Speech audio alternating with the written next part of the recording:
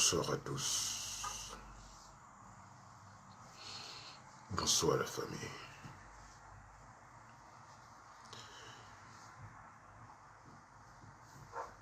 Je suis dépassé.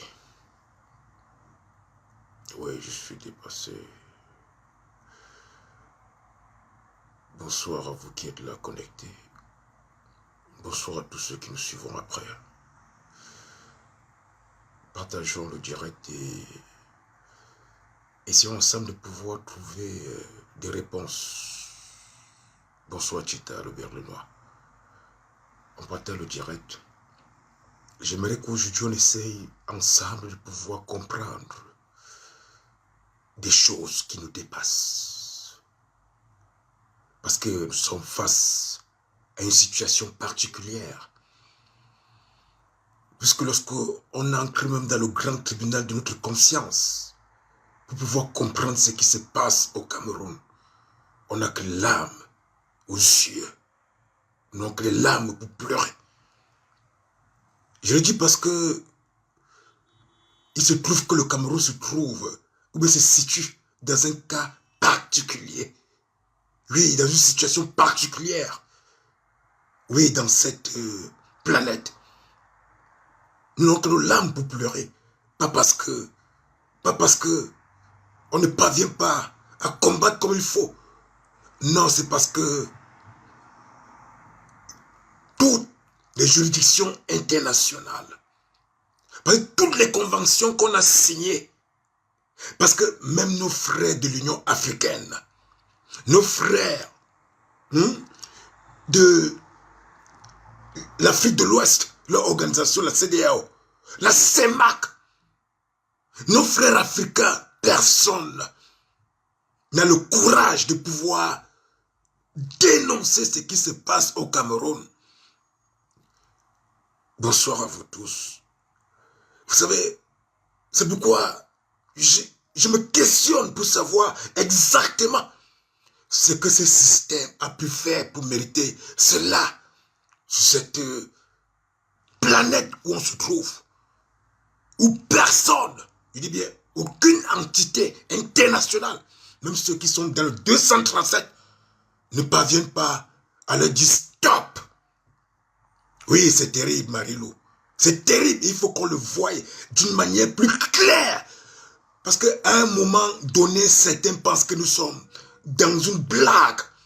Et pourtant, c'est une situation réelle. C'est écœurant. Et ça doit nous révolter davantage. Parce que ce qu'il nous montre au sein de la communauté nationale et internationale, c'est tout simplement le fait qu'on doit comprendre en tant que citoyen abandonné à notre sort, de continuer notre lutte jusqu'à la fin, de continuer à lutter contre ce système colonial. Oui, il faut qu'on comprenne aujourd'hui, pour ceux qui s'en doutent encore, ou qui font semblant de ne pas bien comprendre ce système. Paul Biya fut l'un des citoyens africains qui a dit en mode vision qu'il était l'un des meilleurs, même pas l'un, il était le meilleur élève de la France. Et nous tous les citoyens éveillés, tous les citoyens conscients connaissent comment la France fonctionne. Elle arrive sur ton territoire. Elle a fait ce qu'on appelle cette politique de ruse, c'est-à-dire arriver dans ton territoire, détruire ton patrimoine culturel, détruire ton patrimoine intellectuel, détruire ta civilisation pour t'imposer la sienne.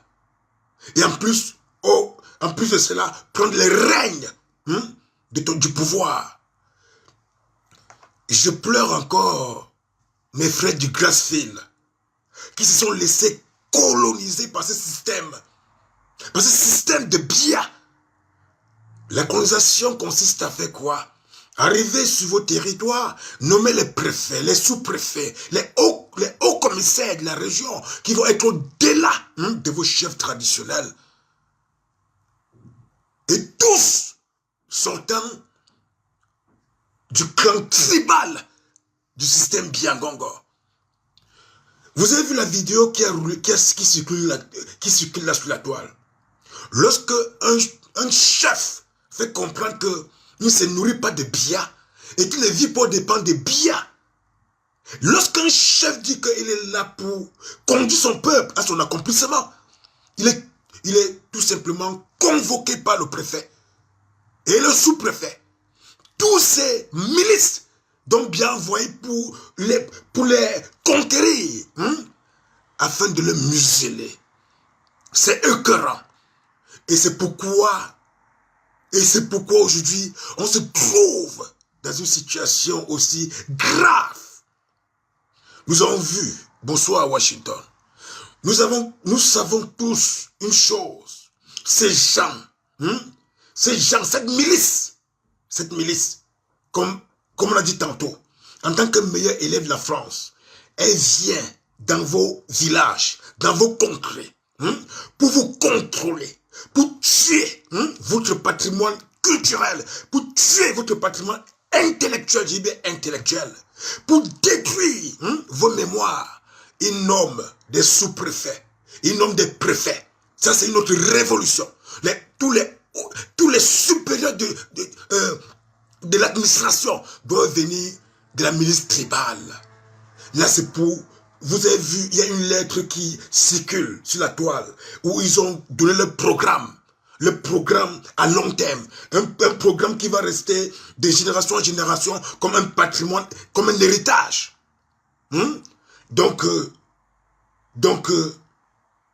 vous voyez aujourd'hui, la France qui est venue dans un continent, je prends l'exemple pour nous parler du Cameroun, un continent qui était évolué, un continent développé, un continent où jusqu'à aujourd'hui ils n'ont jamais compris comment ils ont pu monter les pyramides, pour parler les plus simples, les pyramides dont vous connaissez, les pyramides d'Égypte. Jusqu'à aujourd'hui, il n'y a aucune science qui les permet de comprendre comment ils ont pu construire cela. Mais avec le temps, la France, je veux dire l'Occident, ils les ont colonisés. Ils ont détruit tout le patrimoine, toute la civilisation. Ils les ont asservis. Ils ont tué tout le savoir ancestral. Ils ont détruit les générations des sages et des savants. Le reste sont devenus des esclaves. On a dit qu'ils sont des êtres primitifs. Et c'est pourquoi, lorsque Sarkozy dit que l'Afrique n'est pas assez ancrée dans l'histoire, parce qu'il est conscient qu'ils ont tué nos mémoires, ils ont tué nos savants, ils ont tué ceux-là qui avaient pensé et construit ces pyramides. C'est l'exemple. Donc aujourd'hui au Cameroun, ce qui nous écœure encore, c'est que vous voyez ce qu'on appelle l'ENAM, ce qu'on appelle l'IRIC, toutes ces écoles où on va former les futurs cadres de cette nation-là, ces écoles sont tribalisées. Et ces écoles sont tribalisées. C'est écœurant, ça fait mal. Parce que dans le système Biangongo, ils ont déjà choisi quelles sont les régions, les ethnies qui vont être admissibles dans ces écoles-là. Ce sont eux qui vont diriger le Cameroun demain. Et ils vont envoyer d'autres, après le baccalauréat et autres, aller toujours se débrouiller comme d'habitude. Aller se débrouiller à la sauvette, aller se débrouiller, aller construire les chantiers. Et la classe et l'élite intellectuelle restent seuls là, dont ils ont choisi qu'ils vont gouverner cette nation. Ce qui va faire que d'ici 50 ans, on dira qu'il y a un clan des élites intellectuelles. Ça a toujours été comme ça au Cameroun. Il y a un clan de ceux qui sont nés pour la servitude. Et c'est pourquoi il dit à haute voix que vous, les Grassfield, vous êtes les esclaves. Je dis pour ceux qui sont dans cette milice-là. C'est comme l'ordre mondial. Il y a l'ordre mondial qui est établi. Actuellement, ils sont en train de contrôler les mœurs des citoyens du monde entier avec le coronavirus. Et aussi, ils ont leur ordre national. Donc, créer une milice des gouverneurs. De ceux qui vont gouverner et ceux qui vont obéir. Et les Grassfield sont ceux-là qui vont subir. Donc, je tire seulement l'attention parce que il y en a certains dans ces régions de Grassfield qui se disent que la révolution, ça ne les concerne pas, que ça concerne ceux qui sont déjà en révolution. Ils disent qu'ils ne font pas de la politique. Mais on va les rappeler que ce système ne connaît pas si tu es dans la révolution ou pas. L'ordre qu'ils ont établi, c'est pour toute la région du Grassfield. Oui, Lorsqu'ils ont établi que tu sois révolutionnaire ou pas, que tu luttes ou pas, d'ailleurs même quand tu ne luttes pas, ils sont plus contents. Et c'est pourquoi, grâce à ces révolutions, ceux ont compris que c'était un gouvernement autochtone. C'était un gouvernement colonial autochtone. Grâce à cette révolution. Donc cette révolution nous a fait anticiper les choses. Parce que si on attendait encore 20 ans, 30 ans, si on laissait le hold-up passer, je vous jure que l'émergence 2035 devait être cette émergence où il y a une élite tribale qui va nous diriger. Il y a maintenant il y a maintenant une région, on va dire une région qui est soumise, qui est asservie, une région des indigènes. Parce qu'ils ont poussé toute la classe intellectuelle de ces régions-là hors du Cameroun. Ils ont poussé toute la classe de ces régions-là à pouvoir se battre et pouvoir survivre autrement. Et laisser la classe intellectuelle aux autres. C'est une autre révolution. Donc ce qui m'écoeure aujourd'hui, personnellement, c'est que avec toutes les chancelleries que nous avons au Cameroun, et tout ce qui se passe sous leurs yeux, je me demande ce que c'est que ce système vraiment. Je me demande comment ils font pour entretenir ces gens-là, à les museler. Je me demande ce que le grand voisin Nigeria, c'est que le Nigeria, qu'est-ce qu'ils sont en train de faire? À l'époque de la guerre des Biafra, nous avons pleuré, nous avons dénoncé. Nous nous sommes mêlés pendant la guerre du Biafra. Pendant la guerre en Côte d'Ivoire, nous avons pleuré, nous avons dénoncé. Nous avons toujours pleuré les autres, nous les vrais nationalistes africains, nous les nationalistes camerounais. Pourquoi tout le monde est silencieux dans la situation au Cameroun? Le Cameroun occupe quelle place exactement, ce système, au sein des Nations Unies, pour qu'ils aient peur de pouvoir agir. Vous avez vu les 2 lettres que le monsieur a envoyées l'autre jour. Heureusement qu'il a envoyé une 3e lettre pour nous rassurer. Parce que trop de vocifération dit que intimider ces régimes-là, ça fait longtemps qu'ils sont intimidés. Tant qu'on n'acte pas, il faut entrer en action avec eux. Ils s'en fichent. Malgré toutes ces dénonciations, est-ce que les chats ne sont pas devant la maison du président élu? Est-ce qu'il n'y a pas les chats là-bas? Est-ce qu'en ce moment on parle là, les Bamlékés ne sont pas castigés dans les commissariats, actuellement au Cameroun? Donc, il faut que ces enfants de Grassfield, ceux qui sont dans ou pas dans la révolution, ils sachent qu'ils sont tous des cibles de ce système. Donc, la seule chose, c'est la révolte. La seule chose, c'est d'entrer en révolution pour qu'ensemble on lutte et ensemble on meurt. Comme l'opinion internationale, la communauté internationale est d'accord que Paul Biya et sa milice tuent les gens. Donc, nous sommes abandonnés à nous-mêmes. Nous sommes abandonnés à nous-mêmes. Donc, nous sommes obligés à lutter avec tous les citoyens conscients et de bonne foi de cette nation. Parce que nous avons conscience, c'est que c'est le peuple de Grassfield qui est visé au Cameroun. C'est le peuple Bamileke qui est visé au Cameroun. Donc, les autres Camerounais de bonne foi doivent transcender cette dimension qui nous retarde, qui nous rend, comme je le dis toujours, encore à l'époque, qui nous fait renvoyer à l'époque de la pierre taillée, pour qu'ensemble on libère cette nation, pour que tous nos enfants dans le futur aient des chances égales, et qu'ils puissent s'exprimer, parce que c'est une frustration, mais au niveau de l'Afrique. C'est une frustration au niveau de l'Afrique, parce que déjà étant muselé dans ton propre berceau, dans ta propre nation, lorsque tu vas sortir, qu'est-ce que tu pourras dire à un Ivoirien? Qu'est-ce que tu pourras dire quand tu dis, c'est débattre, en aider, avec un Ivoirien, avec un Malien, avec un Soudanais? Qu'est-ce que tu pourras débattre, puisque chez toi, tu as accepté la frustration, chez toi, comme aujourd'hui. Il y a des pays où vous connaissez, il y a des pays où il y a les différents castes, comme les pays, comme même les pays les plus proches, comme aujourd'hui, on va parler de l'Égypte. Le noir en Égypte est condamné à être un gardien des rues, un gardien d'immeubles. Il est frustré dans sa nation. Est-ce que nous allons accepter cela? Et si oui, jusqu'à quand? Ah oui. Ah oui. Donc, c'est autant de questions que je me suis posées.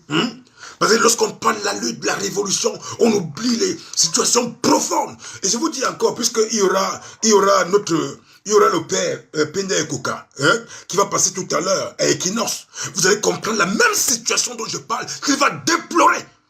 Et encore, pour parler du plan tribalistique dont je parlais tout à l'heure, Voilà deux grands leaders, le président élu, hein, et Penda et Koka. Donc pour que les doigts là ne puissent pas se révolter, ils ont laissé le Penda et Koka tranquille. Toujours pour alimenter le tribalisme. Mais ils ont mis les chats de guerre devant le domicile du président élu. Parce que lui c'est un Bamileke. Parce que c'est un Gasfil. Parce que selon le programme dont la France a initié depuis les années 55, cette race doit disparaître du Cameroun. Donc ça veut dire que la communauté internationale a acté que la race Bamileke doit disparaître de la terre. Les Gasfil doivent disparaître. Parce que lorsqu'on tue les anglophones, il faut qu'on se souvienne d'abord qu'avant 1916, il n'y avait pas d'anglophones. Avant 1916, on parlait d'un Cameroun allemand.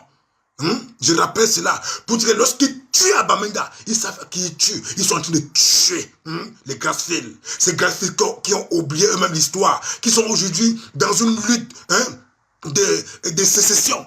Et pourtant, avant 1916, ils étaient tous des Bamileke. Ils parlaient tous là-bas les langues Bamileke.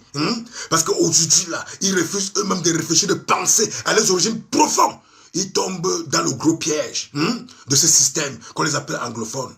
Donc, ils continuent à génocider les Gasfil à Bamenda. Oui, oui. Oh, dommage collatéral pour ceux qui sont du sud-ouest. Parce que là-bas, il y a les Sawa et autres. C'est des dommages collatéraux. Mais le fait qu'ils sont devenus aussi anglophones, ils sont tous confondus. Oui, oui. Et pourtant, s'ils font un retour aux sources, ils doivent comprendre que, oui, oui, on doit s'allier ensemble pour combattre. Ils disaient tantôt, pour prouver à quel degré ils sont en train de démontrer au monde que c'est une guerre contre les Bamileke. Ce système. Penda et Koka et le président élu, ils ont presque le même statut. C'est qu'il y a l'un qui est la tête. Que Penda et Koka, c'était que, bah oui, tu as la tête parce qu'on ne peut pas être ensemble en train de gérer la tête. Voilà Penda et Koka qui est libre au Cameroun, il est tranquille. Je ne dis pas qu'on doit l'arrêter. Ils sont en train de démontrer comment ce système agit. Et l'autre, son ami, est emprisonné chez lui. Emprisonné chez lui. Et j'ai compris quelque part, un givré de la tribu, de cette milice-là, dit que s'il y a des chats devant le président élu, c'est parce que il y avait à Yaoundé, il y a beaucoup de gens qui étaient fâchés contre lui, qui risquaient de brûler sa maison. Ils nous prennent pour des cons et des imbéciles. Parce qu'ils savent qu'ils sont protégés par ce régime. Ils sont protégés par ces génocidaires. Ils peuvent dire n'importe quoi aux Camerounais sans s'inquiéter. Mais c'est nous qui devons être inquiets. Pour prouver encore, pour prouver, vous m'excusez, je ne voulais pas parler de ce poussin de cabri, ce poussin de cabri, mais pour prouver encore comment ce système est tribalisé. Lorsque le cabri arrive ici, ils essayent, ils veulent que nous on puisse l'attaquer. Mais puisqu'on a eu la maturité de laisser ce pousseur tranquille se balader, il l'a convoqué. Il a créé rapidement un séminaire comme c'était venu pour des conférences. Est-ce qu'on vient dans les conférences sans annoncer? Jamais. C'est parce qu'il a échoué. Oui, c'est parce qu'il a échoué. Donc il est obligé maintenant de créer quelque chose pour qu'on dise qu'il est venu faire quelque chose. Il est venu tout simplement pour alimenter cette guerre qui a commencé le 22. Comme il y a une fraction des givrés des pays Bassa qui se sont mêlés à la danse contre la révolution et contre le peuple camerounais. Je disais encore ici, avant-hier, dans cette révolution, c'est une seule lutte. Mais il y a deux tendances. Il y a deux tendances. Il y a ceux qui luttent pour la libération de la nation. Et comme par la libération de la nation, ça concerne toutes les régions. Ça concerne tous les citoyens. Et c'est dommage que depuis que le président élu d'ailleurs est séquestré, aucun membre de la société civile, ceux qui sont venus signer des partenariats avec lui, ou bien ils venaient pour, j'avais dit, avant même d'abord le 22, qu'il y a ceux qui viendront avec les intentions personnelles. Donc ils sont venus pour s'associer. Si le 22 arrivait, que c'est le jour de la chute, ils devaient dire qu'ils avaient fait la coalition. Depuis que le président a pris, pourquoi ils ne sortent pas pour parler au nom du peuple camerounais? Pourquoi l'un d'entre eux ne prend pas le relais pour parler au nom du peuple camerounais? Pourquoi il n'y a pas de relais pour annoncer le futur de la lutte au niveau du 237? Ils disent qu'ils ont peur. Ils disent qu'ils ont peur. Donc le président élu était pour eux. Celui qui devait faire le sacrifice. Et le sacrifier. Non, mais il faut qu'on soit vrai. Il faut qu'on soit juste. Il faut qu'on voit les choses telles qu'elles sont. Et qu'on dénonce ça vraiment d'une manière bien auditive. Où sont-ils? C'est maintenant que cette coalition devait sortir et prendre le devant des choses. Ils ont toujours réclamé que le président élu veut toujours être devant. Ils ont toujours réclamé que c'est parce que comme toi es devant que nous on ne veut pas être dedans. Bon, menez les séquestrer. Prenez donc le devant. Conduisez la destinée et le destin de cette nation. C'est ça la vérité. Si vous n'êtes pas toujours là pour vos petits intérêts personnels, vous avez peur de la dictature, ne faites pas la politique. Allez-y au front, voyagez, quittez cette nation-là. Pourquoi vous avez créé des partis politiques? Pourquoi vous faites partie de l'opposition? Vous êtes l'opposition de quoi? L'opposition de l'opposition forte. L'opposition dont le peuple a adhéré. L'opposition de ceux qui veulent libérer cette nation. Qui prennent les responsabilités entre les mains. Qui agissent en tant que citoyens, qui conduisent le mouvement. Qu'est-ce qu'ils attendent? Qu'est-ce qu'ils veulent? Qu'on va condamner d'abord le président élu? Oui, ils sont en train d'observer pour voir exactement. Ils observent pour voir exactement comment est-ce que cette coalition va agir. S'ils ne mettent pas de pression, ils sont en train de condamner le président élu. Et si cette coalition ne se lève pas pour conduire le mouvement maintenant, c'est qu'ils sont en train de trahir le peuple camerounais, même pas le président élu. Ils trahissent le peuple camerounais parce que lorsqu'ils vont en coalition avec le président élu, c'est-à-dire qu'ils viennent combattre pour le peuple camerounais. Et comme je vous ai toujours dit, et ça se présente toujours d'une manière claire, claire, pure et simple. À chaque fois qu'ils viennent voir le président élu, ce n'est pas pour lutter pour le peuple camerounais, mais c'est pour lutter pour leur intérêt personnel. Du moyen que si le combat réussit aujourd'hui, ils vont demander leur part de gâteau. Voilà le mot. Ils ne viennent pas combattre pour nous. Et encore quoi? Il y a une situation encore plus périlleuse. C'est quoi? C'est qu'à un moment donné, lorsqu'ils ne se lèvent pas comme maintenant là pour pouvoir conduire les mouvements, puisque la marche n'était pas juste pour le 22 septembre, s'il y avait une mobilisation forte, puissante, si ces coalitions avaient aussi appelé les gens à sortir, il devait y avoir une tumulte. On pouvait gagner ce jour-là. Mais puisqu'on n'a pas gagné ce jour-là, il faut que ça continue. Nos enfants qui sont arrêtés maintenant là, ceux qui ont déjà été arrêtés depuis là, il n'y a que la lutte et la victoire qui pourra les faire sortir. Ils ont confirmé encore une fois de plus que Ayoub Tabé est condamné à vie. Vous le savez bien. Ils doivent demander la plus haute juridiction maintenant pour pouvoir casser cela. Donc ça veut dire que si on reste tranquille comme ça, ces enfants vont rester comme ça, en prison. Et pour toujours. Et c'est ça pour eux une punition pour que aucun Camerounais ne puisse un jour se lever pour lutter contre cette dictature. Donc on n'a pas de choix. On doit continuer la lutte. On doit continuer la lutte. Donc nous sommes ceux qui luttons pour la libération du Cameroun. Donc nous luttons pour tous les citoyens. Ceux qui sont tribalisés ou pas, on s'en tape, on s'en fout. Nous sommes dans un autre degré de conscience. Nous connaissons pourquoi nous luttons. On ne lutte pas seulement pour cette nation qui est si petite. Nous ne luttons pas seulement pour cette nation. Mais on doit libérer cette nation parce que notre ADN est imprégné dans elle. Vous savez que la lutte au-delà de cela. Si vous avez pleuré George Floyd, vous avez pleuré George Floyd aux États-Unis. Si vous l'avez pleuré, ça veut dire que vous comprenez de quoi je parle. On ne pleure pas parce qu'on est en émotion. On pleure parce que l'un de nous est tombé. Que la race est en train d'être détruite. C'est pourquoi on pleure. Et comment faire?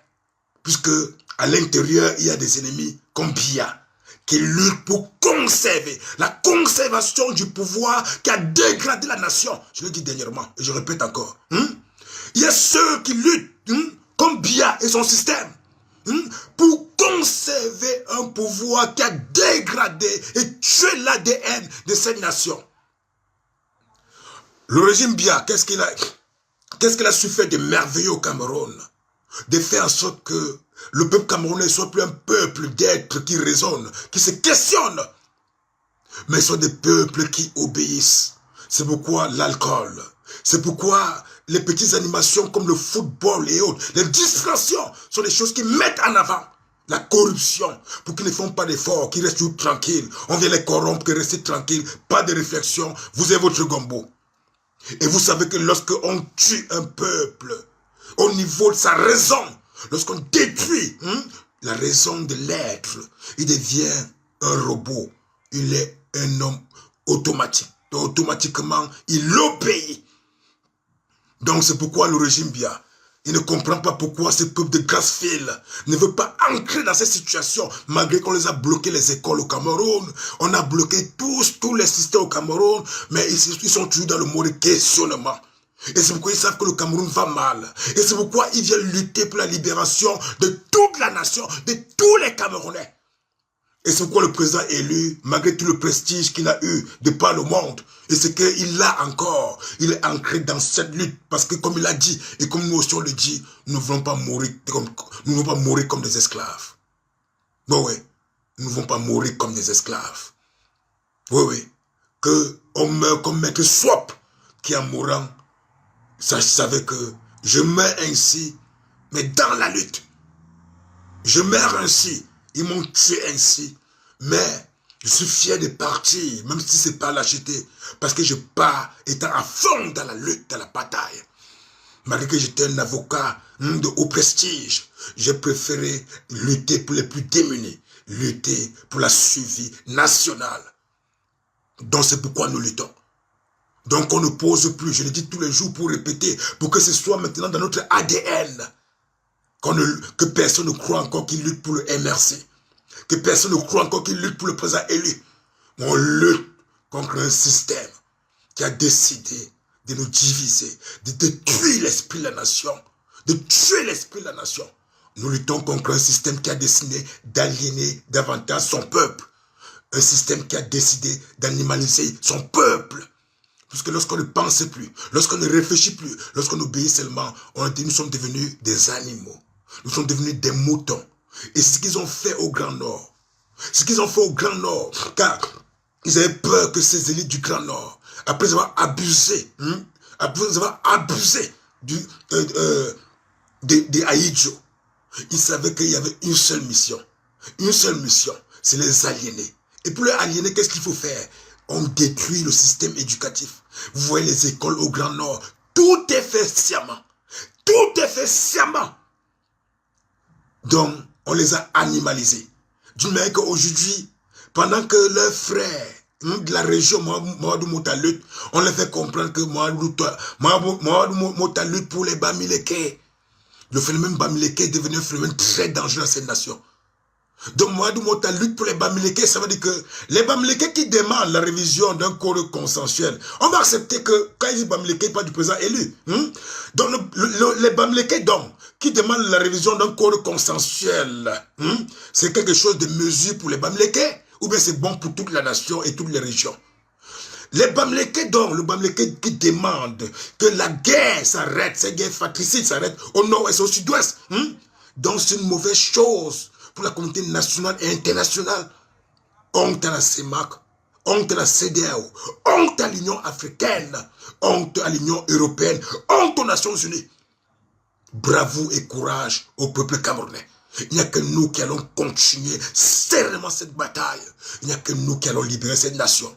Voyez bien, toutes les lettres que le président élu envoie, c'est bien amplié pour que toutes ces communautés puissent être au courant. Et d'ailleurs, on n'oublie pas qu'ils ont les chancelleries au Cameroun. Donc, on dirait que même la communauté internationale a un plan machiavélique contre les Grassfield. Est-ce que vous allez donc accepter, vous, les Grassfield, être ceux-là qui sont les futurs moutons de demain, qui seront ceux dont le système, dans son ensemble, avec les élites qui sont en train de produire, vont vous civiliser pour dire que vous n'avez jamais eu d'éducation? Oui, parce qu'on tue d'abord l'esprit des sages, des savants, des anciens qui ont été, et maintenant la nouvelle génération qui va arriver, tout commence par le primaire, par l'école primaire. Les nouvelles générations qu'on les enseigne, on les fait comprendre que le clan de la milice Biangongo, c'est le clan des élites intellectuelles, c'est le clan des pharaons, le clan de ceux qui sont descendants des Mayas, Donc des grandes civilisations qui ont existé. Oui, oui. Et que nous autres, nous on venait je sais pas, des planètes des planètes barbares qui ont été même détruites, dont la civilisation est détruite parce qu'elle était dangereuse. C'est pourquoi ils sont civilisés et nous ne sommes pas civilisés. C'est la même chose que les Blancs le font contre les Noirs, pour prouver qu'ils sont plus civilisés que nous. Donc c'est que la milice Boulot de Biya fait actuellement au Cameroun, c'est la même chose. C'est pourquoi il a dit qu'il est le meilleur élève de la France. Écoutez bien. C'est pourquoi il a dit qu'il est le meilleur élève de la France. Et c'est pourquoi il a donc colonisé toutes les régions des Grassfields. Et vous savez bien que les anglophones, s'il y a quelque chose qui les a énervés, c'est parce que lorsque cette milice partait à les coloniser, ils ne comprennent pas comment ils arrivent à la mairie, il veut parler en anglais, on lui parle que le français qu'il ne comprend pas. Il arrive dans toutes les institutions, il veut parler l'anglais, on lui parle que le français. Il dit que mec, c'est quel monde de ça? Mais ça bouleversait. C'est parce que au niveau des Grassfields, comme ils parlent aussi le français, et que la milice n'a pas le français, ils croient qu'ils sont épargnés. Vous avez vu l'ultimatum qu'ils ont fait au chef Bafou. L'ultimatum qu'ils ont fait au maire de Bafang. C'est cette milice-là. Ils sont eux. Donc, si vous voulez donc, si certains pensent qu'ils sont dans un rêve, qu'ils sachent que c'est un rêve éveillé, que c'est une réalité. Donc, nous n'allons que lutter. Ceux qu'on a arrêtés, on pleure le sort. Mais rien que la lutte va nous libérer. Et ils ont pour seule ambition que vraiment on arrête la lutte. Mais sinon, on va démontrer le contraire. On va contraindre ses voisins, Idriss Déby, tous ces sorciers qui sont à côté, qui comprennent que lorsque leur sort viendra, qui se souviennent que nous aussi on avait souffert avant de nous libérer. Donc mes chers frères, vraiment, c'est très écœurant, c'est très touchant, mais triste réalité. Comprenons que c'est ça la réalité. Et mettons-nous au niveau de la situation. Oui, pour que le rapport de force soit équitable. Le rapport de force doit être équitable. On ne va pas seulement bavarder maintenant, on doit aussi agir. Et agir consciencieusement. Donc mes chers frères, la lutte continue. Notre vie reste et demeure la lutte. La lutte est notre vie. On se dit à très bientôt. Donc les prochaines manifestations seront orientées d'ici peu. Il y a 2 dates qui s'annoncent. On parle du 1er, on parle du 3. Lequel des deux? Ce qui est sûr, d'ici demain, on aura une fixation. On avait à communiquer sur le 1er. Et puis bon, face aux circonstances, on voit que ça peut être le 3. On va voir d'ici demain. Ce qui est sûr, d'ici demain, tout sera acté. Il n'y a pas une grande différence entre le 1er et le 3. Voilà, c'est une situation de 48 heures. Donc les gars, on se dit donc à très bientôt et merci beaucoup. Partagez le direct pour que ceux-là des Grassfields qui croient que, parce que quand on les voit, quand ils nous voient et nous sommes dans la lutte, ils nous prennent comme des incrédules. Ils croient qu'ils sont très occupés à pouvoir se débrouiller pour pouvoir s'accomplir au niveau financier. Nous avons eu cet accomplissement financier. Ça ne nous a pas satisfait. C'est pourquoi maintenant nous sommes retournés maintenant d'abord dans la vraie bataille, la vraie lutte. Lorsqu'on aura gagné cette lutte, quel qu'en soit le temps, même si nous mourrons en luttant, l'important c'est que la flamme reste éveillée. Qu'on meurt d'abord pour la lutte. Dès qu'on aura accompli cette lutte, et je vous dis encore, mes chers frères de Grassfield, vous de la région de Grassfield, sachez qu'ils ont mis des gouverneurs de la milice, s'ils ont mis des préfets de la milice, s'ils ont mis tous ces sous-préfets de la milice, c'est parce que, comme ils ont détruit d'autres régions, parce que avant de faire quelque chose d'important, il faut passer par l'administration. C'est là où maintenant, à chaque fois que vous allez vouloir faire, ou bien agir, ou bien vous aurez des projets importants, vous passez par cette administration, ils vont tuer. Ils veulent qu'on soit plus dégradé. Parce qu'ils ne comprennent pas que cette région qui a été détruite pendant le génocide Bamileke, génocide de Grassfield, c'est vite développé de cette manière. Donc il faut détruire, il faut en finir. Et si la France veut donc, si la France a confié cette mission à la communauté internationale, de regarder et observer sans rien dire, donc c'est à nous, peuple camerounais, de toutes les régions, de se lever et d'en finir avec ces situations. Donc, on se dit bonne soirée. Merci pour votre présence. Ciao. Bye bye.